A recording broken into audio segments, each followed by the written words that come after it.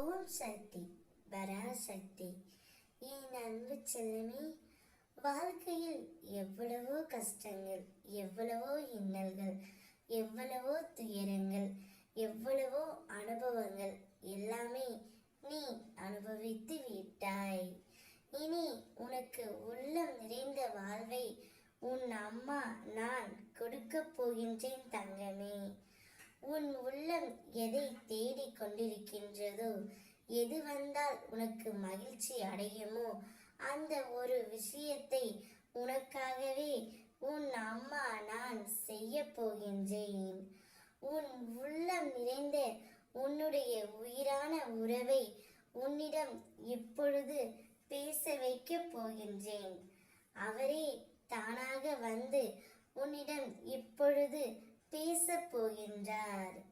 உள்ளது எதுவோ அது இறைவன் கொடுத்தது என்று மகிழ்ச்சியாக இரு தங்கமே.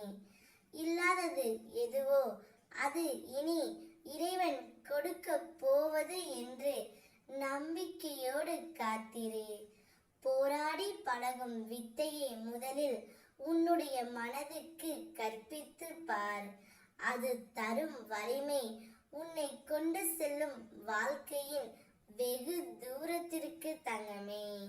இப்பொழுது நீ யாரால் கஷ்டப்பட்டு கொண்டிருக்கின்றாயோ அவருடைய மனதில் ஒரு மாற்றத்தை ஏற்படுத்தி உன் உள்ளம் மகிழ்ச்சியாகவும் நிறைவாகவும் இருக்க அந்த உறவே இப்பொழுது உன்னிடம் வந்து பேச போகின்றது. பிரச்சனையில்லா வாழ்வை கேட்காதே தங்கமே.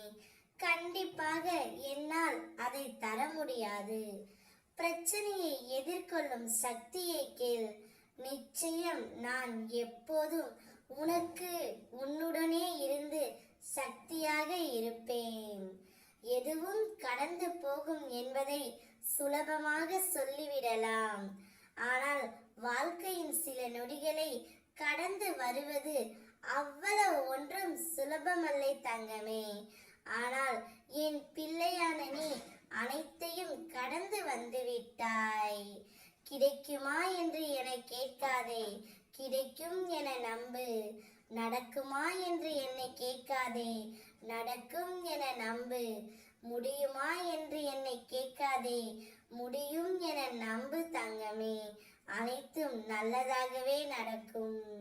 மனதில் மறைத்து வைத்திருக்கும் நியாயமான கேள்விகள் எல்லாம் மறைக்காமல் நீ என்னிடம் கேட்டுவிட்டால் மருந்துக்கு கூட ஒரு உறவுகள் கூட நிலைக்காது.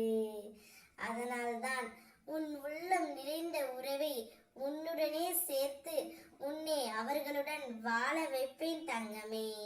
இனி உனக்கு ராஜ வாழ்க்கை ஆரம்பமாக போகின்றது. மகிழ்ச்சி கொள்ள போகின்றாய். இனி உன்னுடைய வாழ்வில் துயரமே இருக்காது.